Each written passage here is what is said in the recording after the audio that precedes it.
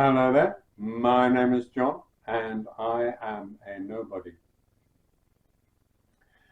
When I first met Renata, she was working as a tape op in our studios, and I'll put a photo up of her sitting next to Colin, I think Fairley was his name. He was an engineer, and she's busily working away there behind the tape machine in the old days when people used tapes. And she has a good head of hair, as you can see, and was a nice woman, German, quiet. She didn't say a lot, but you probably know her because she later married Elton John. In the old days when he was, shall we say, gay, not gay, but heterosexual, or I don't like the word straight because I find it slightly offensive. The opposite of straight is, well, think of a word that's the opposite of straight. It's not nice. And these are not words we use anymore to describe gay people or gay men, which is good. So I don't like the term straight, but she did marry Elton John during this period. And she was nice, she was good at her job. Years later, I met the late Darryl Bath, and I did a little tribute to him called Rain, which is on this little channel, and I might leave a link to it down below. He was a great guy. I like Darryl a lot. And he told me this amazing story about Elton John.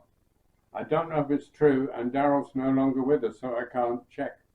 But he never, I don't think, lied to me before, so I don't see why it should not be true. So Elton John was having a rehearsal with his band, and Darryl insisted that he knew a member of the band who told him this story. So Elton John turned up very late to the rehearsal and apologized. He said, "I'm sorry, fellas, for being so late. I had a really heavy night and my mouth feels like the bottom of a budgie's cage."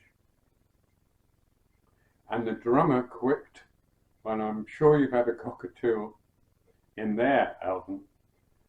Now, a cockatoo is, of course, a famous bird, especially if you watch YouTube like I do. You'll see it. It's got a big crest on the back, and sometimes there are videos of it doing this little dance. But it was, in essence, a very clever word game, you know.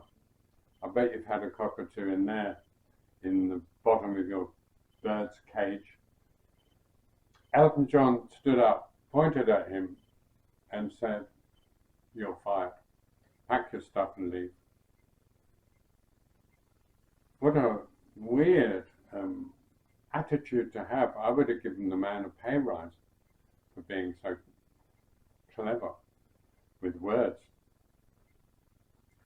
But he didn't. So the guy packed his stuff and left.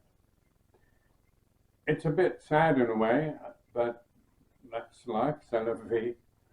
And not many people know this story probably, so I hope you like the fact that I shared it with you. And you take care of yourself and those you love. And I hope to see you in the next one. Okay, bye for now, and Tschüssikowski.